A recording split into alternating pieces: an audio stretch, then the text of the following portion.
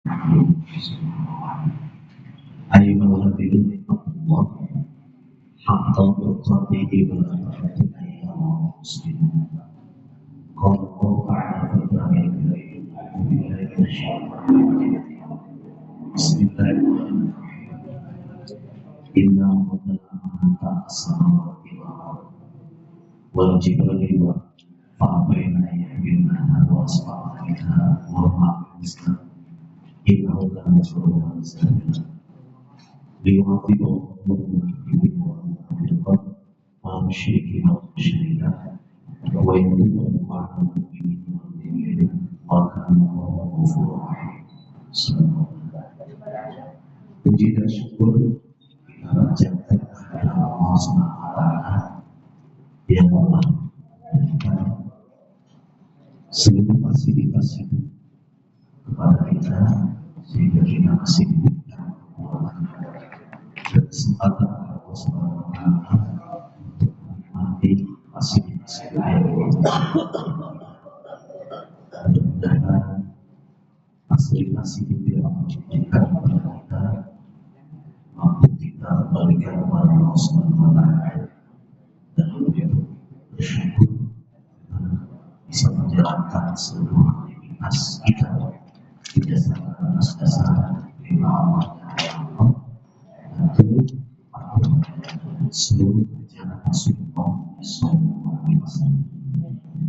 Lalu juga selawat dan salam kita limpahkan pada junjungan kita Nabi besar Muhammad Sallallahu Alaihi Wasallam, para sahabatnya, dan mudah-mudahan juga kita dipersilakan oleh Allah Subhanahu wa Ta'ala sebagai pengikut setia dan bersama Muhammad Sallallahu Alaihi Wasallam. Hadirin ikhwati iman rahimahullah, Allah Subhanahu wa Ta'ala dalam surat Al-Ahzab dan surat Al-Ahzab memberikan satu pernyataan yang sangat spesifik. Pernyataan yang spesifik ini itu diberikan oleh Allah Subhanahu wa Ta'ala kepada dua utusan Allah Subhanahu wa Ta'ala. Dalam surat Al-Ahzab Allah memberikan kalimat yang digunakan itu dengan kalimat laqad kana lakum fi rasulillahi uswatun hasanatun liman kana yarjullaha wal yawmal akhir wa dzakarallaha katsiran. Dalam surat Al-Mumtahanah masih sama, tetapi dia dalam ayat ke-60 itu berkaitan dengan Nabi Ibrahim alaihissalam. Berkaitan dengan Nabi Ibrahim alaihissalam juga menggunakan kalimat uswatun hasanah. Nah, ada dua istilah yang dalam Al-Quran ini itu hanya digunakan oleh Allah Subhanahu wa Ta'ala. Kalimat uswah itu hanya dalam 3 ayat. 1 dalam surat Al-Ahzab, 2 dalam surat Al-Mumtahanah. 1 untuk Rasulullah SAW, 2 ayat untuk Nabi Ibrahim alaihissalam. Nah, kalimat uswah ini kemudian di bulan Rajab ini itu kemudian menjadi salah satu ayat yang terus dikenal oleh masyarakat Indonesia sebagai bagian dari proses mengenal kembali bahwa seluruh perjalanan Rasulullah Sallallahu Alaihi Wasallam itu adalah merupakan perjalanan yang memiliki nilai-nilai tertentu. Karena memiliki nilai-nilai tertentu, maka kemudian seluruh perjalanan Rasulullah SAW itu dicatatkan oleh Allah Subhanahu wa Ta'ala dalam bentuk uswah. Suri Tauladan. Nah, kenapa pertanyaannya adalah disebut dengan Suri Tauladan? Nah, paling tidak kalau kita cek dalam Al-Quran, jadi ada 3 fase yang bisa kita cermati dalam perjalanan Rasulullah SAW. Perjalanan fase ini itu merupakan perjalanan yang dijalankan oleh Rasulullah SAW melalui sunnatullah yang oleh Allah Subhanahu Wa Taala telah dalam tanda kutip direkayasa, diputarkan, dijalankan oleh Allah Subhanahu Wa Taala. Yang pertama, bahwa kehadiran Rasulullah SAW Nabi Muhammad pada saat itu adalah satu sosok orang Nabi yang telah diramalkan sebelumnya, dan kedatangan Nabi ini itu sangat dinanti-nanti oleh masyarakat jahiliyah pada saat itu. Karena memang kondisi masyarakat jahiliyah pada saat itu sedang dalam tanda kutip mungkin sakit masyarakatnya. Sakitnya itu diperlihatkan oleh satu kewenangan dan kekuasaan yang pada saat itu hanya dipegang oleh para kabilah. Sehingga setiap manusia yang lahir di masa jahiliyah itu didasarkan atas dasar dari mana dia diturunkan, dari mana dia dilahirkan. Artinya derajat manusia itu bukan dipandang dari siapa manusia itu, tapi dipandang dari mana dia dilahirkan.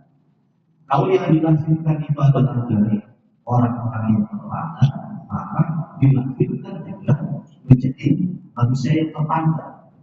Tapi jika yang dilahirkan itu adalah manusia yang tidak terpandang, maka lahirnya adalah lahir yang tidak terpandang. Sehingga sekat sosial itu terjadi. Nah, sekat sosial ini menimbulkan reaksi yang sangat cukup dalam di masyarakat, sehingga masyarakat memimpikan adakah seseorang yang mampu membebaskan bahwa derajat manusia itu bukan dari keturunannya, tetapi derajat manusia itu harus dipandang dari nilai manusia yang dimilikinya. Yang kedua, bahwa sistem masyarakat yang didasarkan atas dasar lahirnya strata sosial. Yang kedua, ternyata kewenangan dan kekuasaan itu juga dipegang oleh para tokoh-tokoh masyarakat, sehingga kendali itu ada di tokoh-tokoh masyarakat tertentu pada saat itu. Maka sistemnya kemudian disebut dengan sistem kabilah. Nah, karena sistem kabilah ini maka melahirkan peperangan. Peperangan ini merupakan makanan sehari-hari di masyarakat pada saat itu. Nah, tentu dari peperangan ini ada yang diuntungkan, ada yang dirugikan. Itu resiko dari sebuah proses peperangan yang terjadi. Tapi kalau ditanya dalam sistem masyarakatnya, apakah dengan cara yang begini itu melahirkan keadilan bagi masyarakat? Tidak juga. Karena pasti ada orang-orang yang merasa dikhianati dengan cara pemilihan. Hanya orang-orang tertentu direkayasa, sehingga siapa pemilik kekuasaan itu karena direkayasa oleh sistem sosial. Nah, yang ketiga, paling tidak dari aspek spiritualitas juga, itu ternyata yang diagung-agungkan itu bukan Tuhan, tetapi yang diagung-agungkan itulah benda-benda yang dianggap suci, dan kesucian itu bukan berada di bendanya, tetapi berada pada premik masyarakat pada saat itu. Si ini suci, si ini tidak suci, benda ini suci, dan benda yang lainnya tidak suci. Nah, ini menunjukkan bahwa sistem masyarakat pada saat itu, baik sistem sosialnya sedang sakit, sistem keuangan dan kekuasaannya sedang sakit, sedang sistem spiritualitasnya juga sedang sakit. Karena sedang sakit, maka proses pembaharuan itu harus terjadi. Nah, proses pembaharuan itu harus terjadi tentu saja berkaitan dengan ramalan dalam kitab-kitab terbaru, bahkan akan ada seorang sosok manusia yang bernama Ahmad. Sosok manusia yang bernama Ahmad ini itu sudah ditentukan sebelum Nabi Muhammad SAW Itu sudah ada dalam catatan-catatan terdahulu. Jadi bukan orang akan hadir di muka bumi ini bukan barang baru, tetapi sosok manusia yang dinanti-nantikan oleh masyarakat sebagai manusia yang akan memberikan pembaharuan dan harapan baru pada masyarakat. Nah, namanya itu siapa? Jadi Rasulullah SAW sejak masa yang pertama itu telah dinamakan oleh kita terdahulu dengan nama Ahmad. Nah, sedangkan nama Ahmad itu adalah dalam grammar bahasa Arab, itu adalah merupakan harapan asdaq. Dia adalah merupakan bagian dari harapan di mana setiap manusia yang diturunkan itu akan hadir. Apakah sudah dibuktikan bahwa Ahmad itu sesuai dengan harapan? Belum dibuktikan. Bahkan sebatas informasi akan datangnya satu sosok pembaharu yang dinamai oleh masyarakat pada saat itu melalui proses penemuan dari kitab-kitab terdahulu yang namanya Ahmad. Ada sejarah itu kita temukan dalam catatan sejarah dan dalam ingatan kita juga sudah kita pahami bahwa Nabi Muhammad SAW itu kemudian mendapatkan gelar 4 gelar: Siddiq, Amanah, Pawanan, Nabi. Gelar itu bukan dari Allah. Gelar itu adalah dari manusia. Jadi kalau yang namanya Siddiq itu adalah kebenaran universal, tindakannya disenangi oleh Allah bukan. Itu disenangi oleh semua komunitas makhluk hidup. Orang-orang yang jujur itu adalah disenangi oleh seluruh komunitas yang hidup. Itu pasti.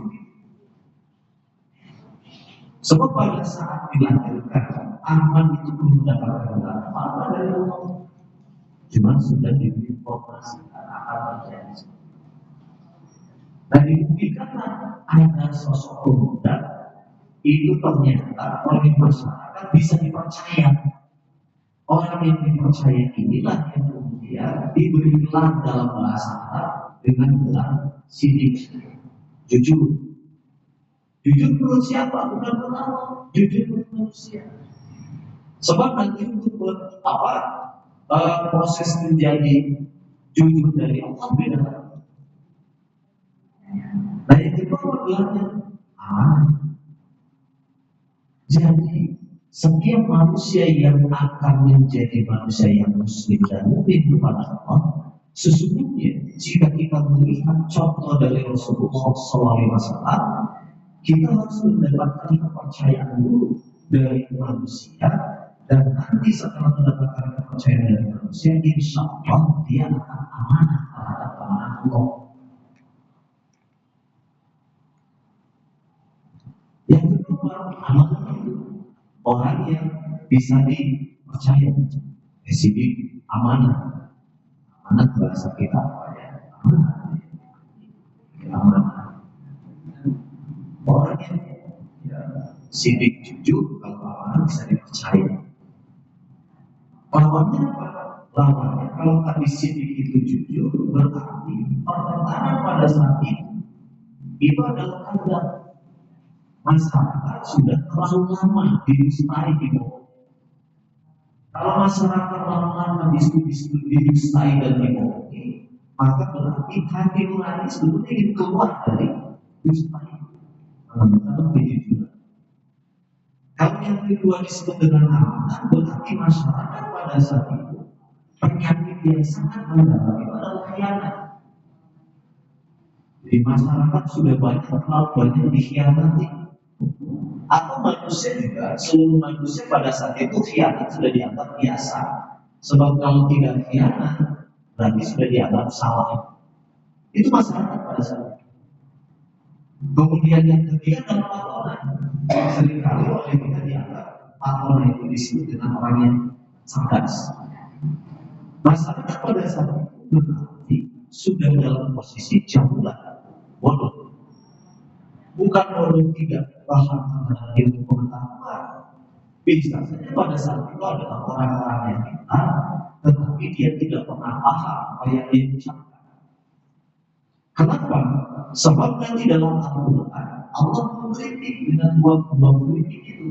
Kritik yang pertama Al-Quran antakul.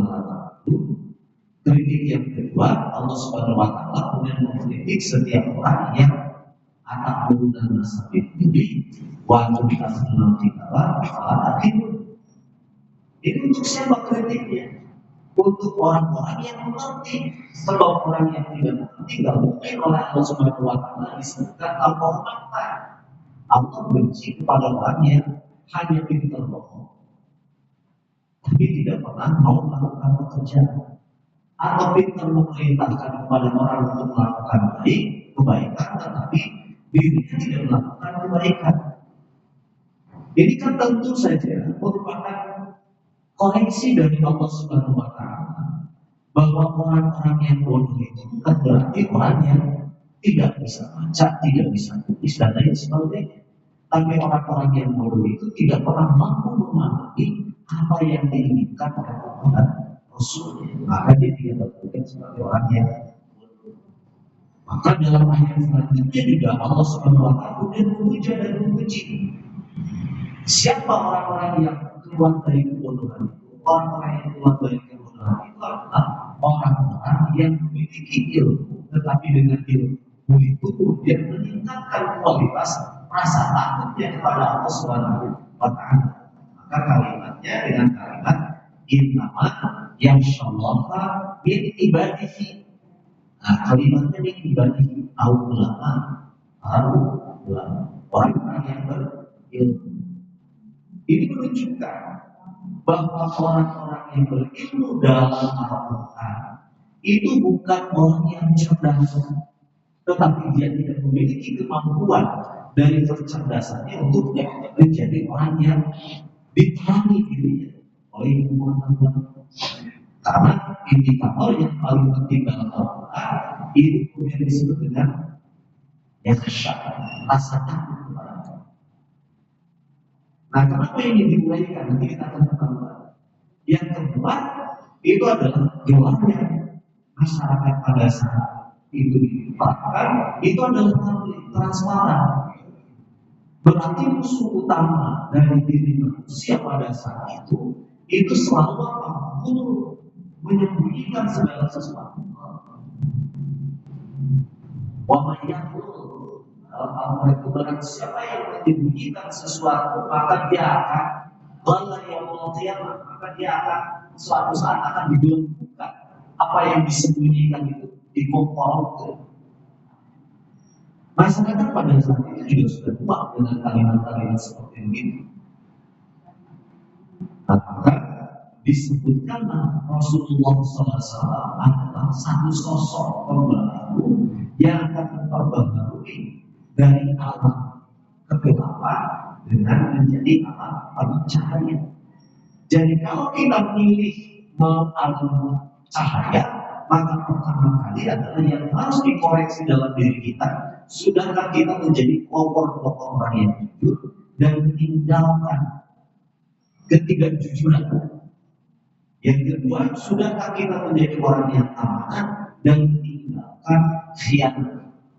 Dan yang ketiga, sudahkah kita menjadi manusia-manusia dengan ilmu yang kita miliki meningkatkan rasa takut, bukan melahirkan rasa sombong?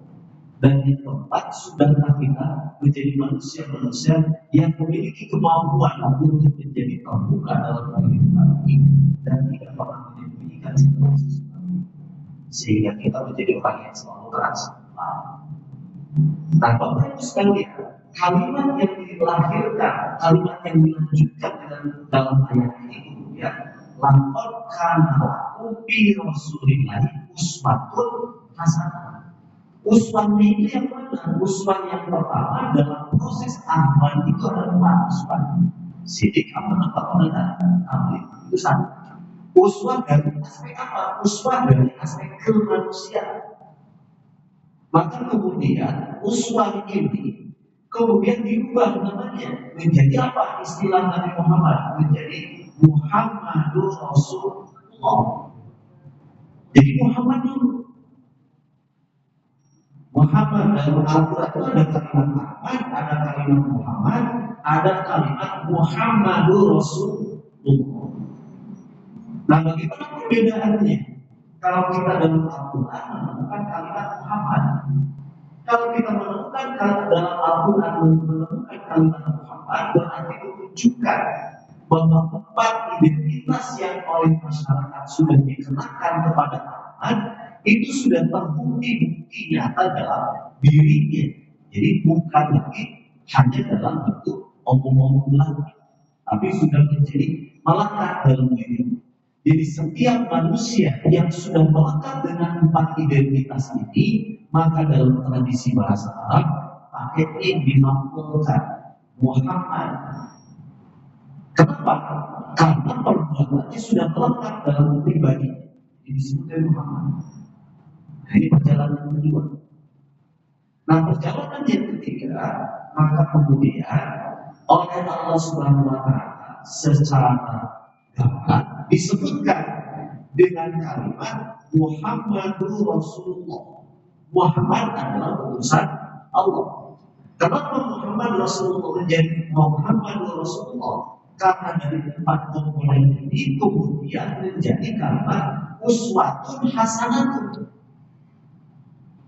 Kenapa dia disebut dengan uswatun hasanatun? Sudah memiliki identitas bahwa kejujuran itu bukan didasarkan atas dasar kemanusiaan belaka, tetapi kejujuran itu sudah didasarkan dan sudah diidolakan atau sudah dinisbahkan kepada Sang Pencipta, siapa Allah.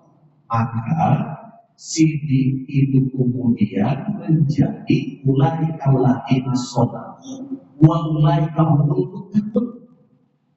Itulah orang-orang yang sidik dan itulah orang-orang yang takwa.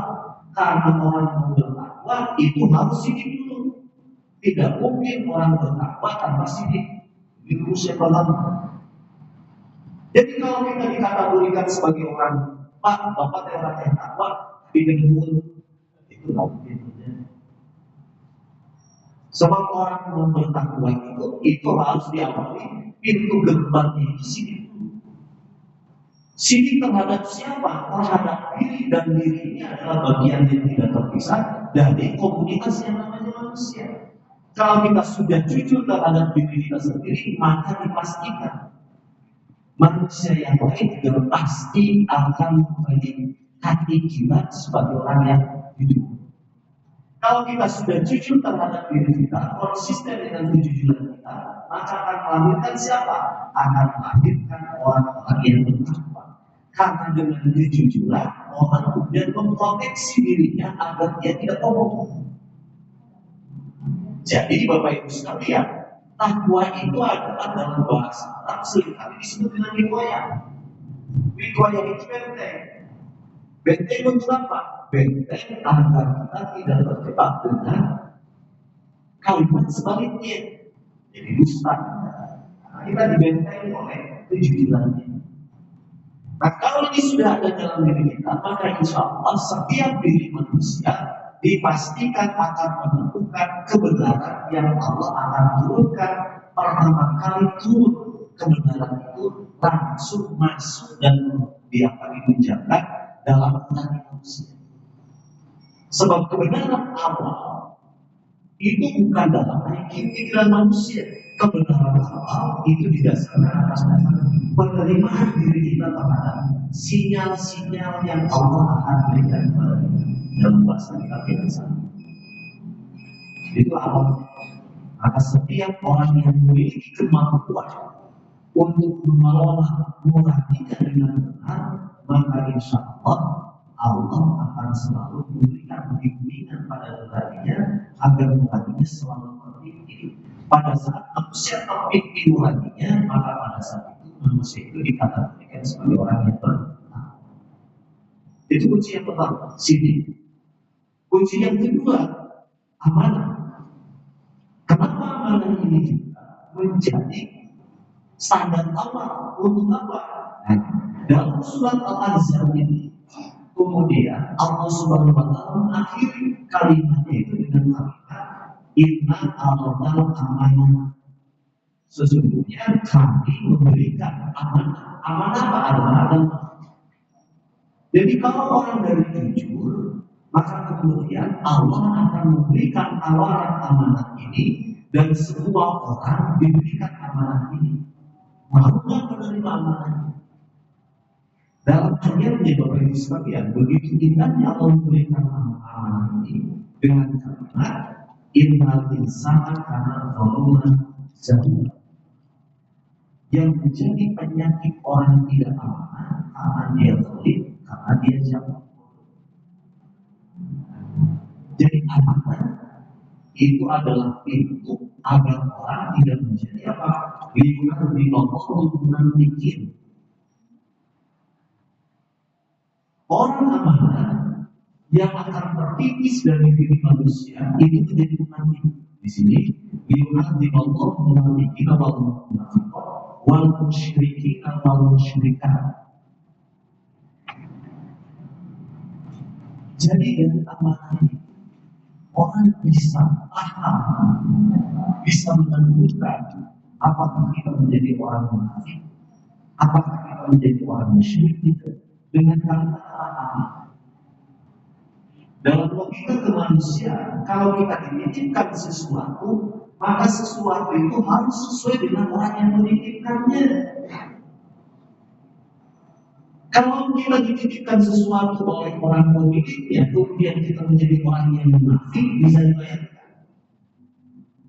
Menurut pemiliknya harus A, kemudian ada yang nanya ini milik siapa, kemudian kita jawab ini milik aku. Munafik. Atau tidak milikku, ini adalah milik bersama musyrik. Jadi dalam beragama ujung-ujungnya, kenapa kita harus masuk dalam proses menjadi orang yang amanah? Kita terhindar dari dua penyakit. Penyakit yang pertama adalah penyakit munafik, penyakit yang kedua adalah penyakit musyrik. Jadi kalau dalam sebuah masyarakat masih terjadi kemunafikan, kemusyrikan, penyakit yang merajalela, penyakit yang kronisnya itu apa? Tidak amanah. Penyakit yang paling utama dosa orang lain. Apa-apa kalau kita sedang munafik atau kita sedang musyrik, maka ada yang salah dalam prinsip beramanah dalam diri. Yang ketiga, setelah sifat amanah, fatona. Fatona itu dalam kecerdasan. Nah dalam Al-Quran itu seringkali apalah yang tadabbarun Al-Quran amfikul bin akfaluha. Apakah kau tidak membuka diri untuk selalu membaca Al-Quran atau tadabbur dalam seluruh ayat-ayat Al-Quran, atau dalam dirimu ada akfal, ada penyebabnya. Jadi ternyata amanah kecerdasan itu adalah pembuka agar akfal-akfal dalam diri kita itu bisa terbuka. Sebab selama kita menjadi manusia yang tidak pernah cerdas, maka pada saat itu juga kita akan selalu tersumbat dengan Allah. Ternyata kita harus cerdas, bukan pintar, tapi cerdas. Dan setiap manusia punya kecerdasan. Dan setiap manusia oleh Allah Subhanahu wa taala kecerdasannya beda-beda. Tidak ada manusia yang tidak. Setiap manusia punya kecerdasan. Dan dengan kecerdasan itulah setiap manusia memiliki kemampuan untuk apa? Untuk menjaman kebenaran yang Allah akan sebarkan di muka bumi. Itu yang ketiga. Sidik amanah. Yang kedua, ketika tempat terakhir tabligh. Maka kalimat tabligh itu dalam Al-Quran juga seringkali banyak disebut. Dalam ayat Al-Quran itu tabligh sampai menyampaikan sesuatu. Nah, kalau menyampaikan sesuatu menunjukkan bahwa apa yang Allah titipkan kepada kita itu harus diungkapkan. Proses pengungkapan ini seringkali dalam Al-Quran beda dengan kalimatnya. Kalimatnya apa? Kalimatnya itu adalah Ma'amna bi'idhati rabbika fahadis. Proses mengungkapkannya adalah proses bagaimana kita selalu memberikan ungkapan terima kasih kita kepada Allah Subhanahu wa Ta'ala.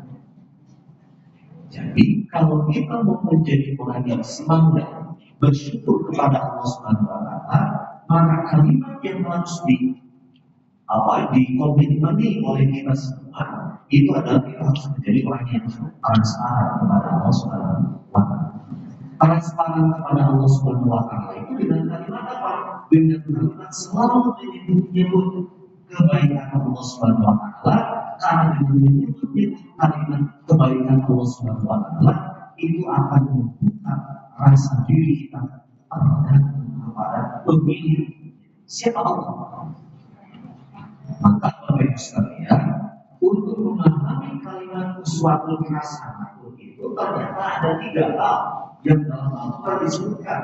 Yang pertama adalah liman kana yarsulullah. Itu kalimat awalnya. Jadi barang siapa katakan al-Mu'min Rasulullah uswatul hasanah liman kana yarsulullah roja, orang akan mendapatkan angka tertinggi dari uswah Rasulullah SAW apabila dalam hati kita memang kita roja, selalu berharap, selalu berpikir bahwa kita berharap kepada roja.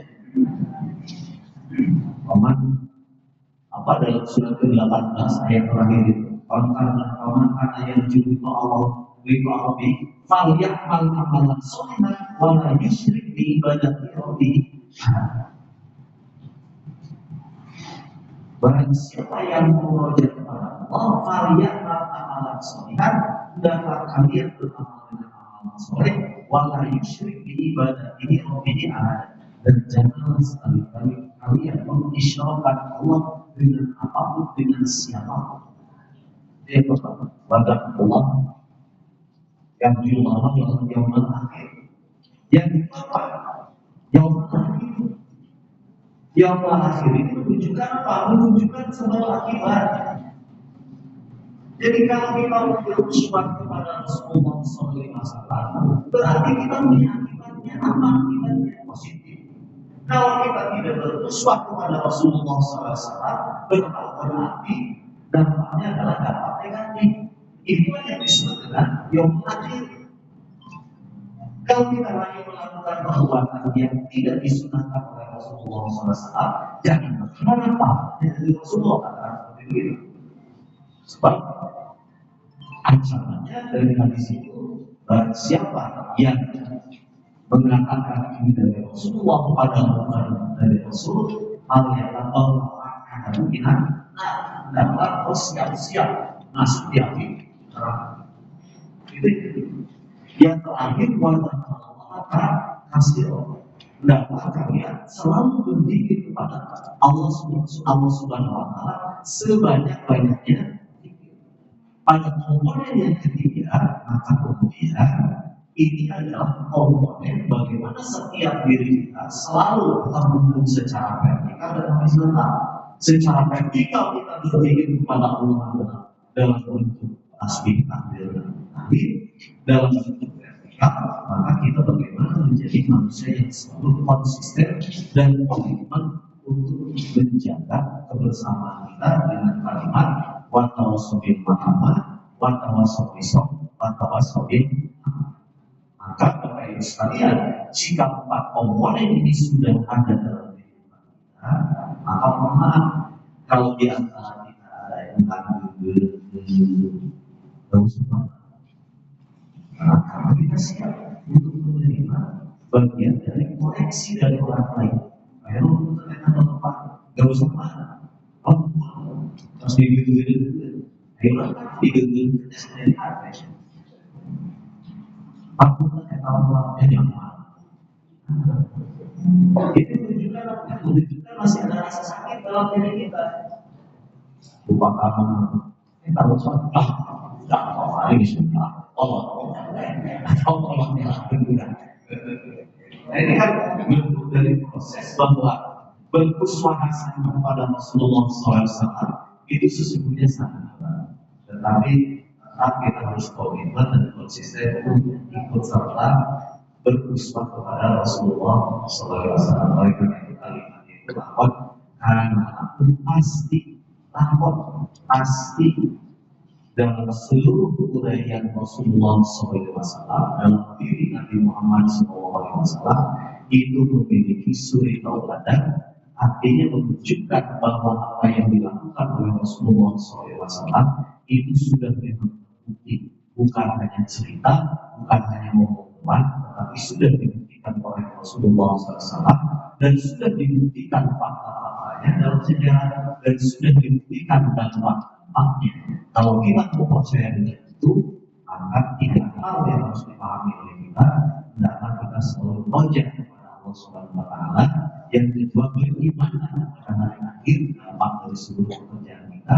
Yang ketiga, marilah kita sama-sama untuk selalu mengingatkan diri kita dengan cara berpikir kepada Allah Subhanahu Wa Taala, dan marilah kita selalu mengingatkan diri kita dengan kalimat wa tawassul Muhammad wa tawassul bil haqqi wa tawassul bis sabr. Itu semua dirangkai dengan kalimat inna Allaha wa malaikatahu yusholluna 'alan nabi ya ayyuhalladzina amanu shallu 'alaihi wa sallimu taslima.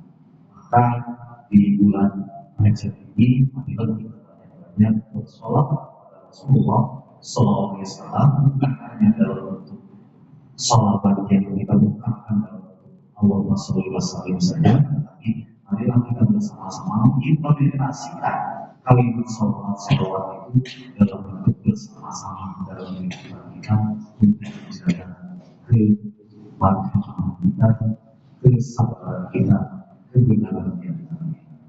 Dan kita semua adalah orang-orang yang selalu beriman kepada Rasulullah SAW, dan kita juga semuanya adalah umat Nabi Muhammad yang akan mendapatkan syafaat di dunia. Amin ya Allah, amin ya Allah, amin. Itu saja.